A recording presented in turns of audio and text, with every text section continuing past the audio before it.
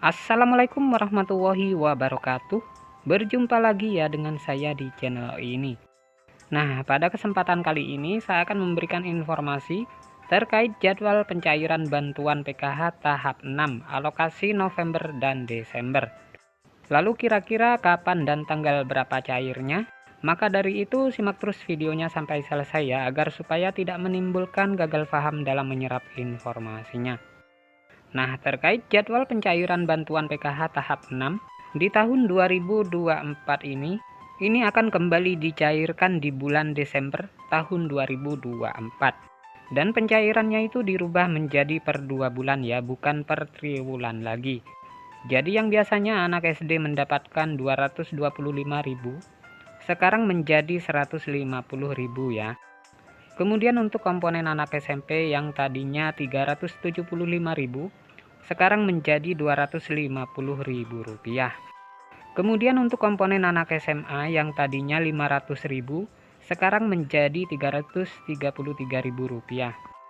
Kemudian untuk penyandang disabilitas berat yang tadinya 600.000, sekarang menjadi Rp400.000. Kemudian yang komponen lansia juga sama, yang tadinya 600.000 sekarang menjadi Rp400.000. Kemudian untuk komponen ibu hamil yang tadinya Rp750.000 sekarang menjadi Rp500.000.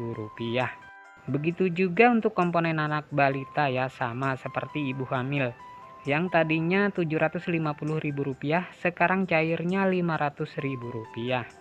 Nah, ini untuk pencairan PKH per 2 bulan ya. Dan ini berlaku sampai di akhir tahun 2024 atau tepatnya di bulan Desember tahun 2024. Nah, mengenai pencairan bantuan PKH tahun 2024, di mana untuk pencairan bantuan PKH di tahun 2024 itu masih sama ya, yaitu melalui kartu KKS. Dan nominalnya pun bisa berbeda-beda ya, tergantung komponen yang dimiliki. Selain itu juga sudah ada peraturan yang sudah ditetapkan ya, dalam hal pencairan PKH di tahun 2024. Jadi untuk bantuan PKH itu adalah bantuan bersyarat ya. Jadi harus memiliki komponen PKH seperti anak balita, kemudian anak sekolah SD, anak sekolah SMP, anak sekolah SMA, kemudian penyandang disabilitas, dan juga komponen PKH lansia, serta komponen ibu hamil ya. Jadi itu adalah komponen PKH ya. Jadi bukan hanya anak balita atau anak sekolah saja, tetapi ibu hamil pun sama, masuk kategori komponen PKH. Kemudian penyandang disabilitas dan para lansia juga ya. Kemudian dari ketujuh komponen bantuan PKH tersebut, ada 13 kriteria yang menentukan bantuan PKH-nya bisa cair. Yang pertama, peraturannya itu kalian harus terdaftar di dalam DTKS. Jadi mulai dari anak balita, anak SD, ibu hamil, kemudian anak SMP, anak SMA, penyandang disabilitas dan lansia tersebut harus masuk di dalam DTKS dan aktif sebagai penerima bantuan PKH. Kemudian peraturan yang kedua, di dalam keluarga maksimal hanya 4 komponen saja. Selanjutnya yang ketiga, prioritas bantuan PKH yang memiliki komponen datanya itu harus aktif dan padan antara di DTKS dengan Dukcapil ya. Selanjutnya yang kelima, jika kalian terdaftar sebagai penerima bantuan PKH anak sekolah, baik itu SD, SMP maupun SMA, datanya harus terdaftar di aplikasi Dapodik sekolah masing-masing. Dan datanya padan dengan DTKS ya, jadi tidak boleh ada perbedaan. Kemudian peraturan yang keenam, untuk komponen PKH balita.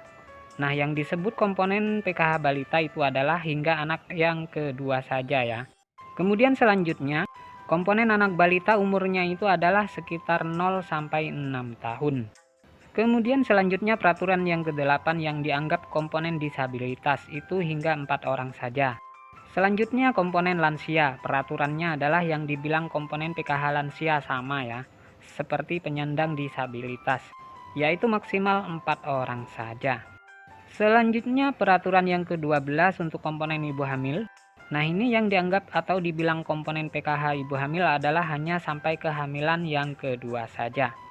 Kemudian peraturan yang terakhir, jika di dalam anggota keluarga memenuhi atau memiliki lebih dari satu komponen, maka yang dianggap penerima bantuan PKH adalah dari nominal yang paling tertinggi dahulu.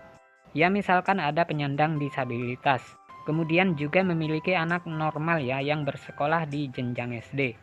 Sedangkan untuk nominal penyandang disabilitas dan anak sekolah SD itu nominalnya berbeda ya, lebih besar penyandang disabilitas dibanding dengan komponen anak SD. Maka yang masuk komponen PKH adalah komponen disabilitas yang didahulukan. Nah, jadi sudah jelas ya, itu adalah peraturan bantuan PKH di tahun 2024. Sementara untuk tanggal waktu pastinya pencairannya akan dimulai kapan, kita tunggu informasi selanjutnya. Nah, sekian dulu informasi ini, semoga bermanfaat. Assalamualaikum warahmatullahi wabarakatuh.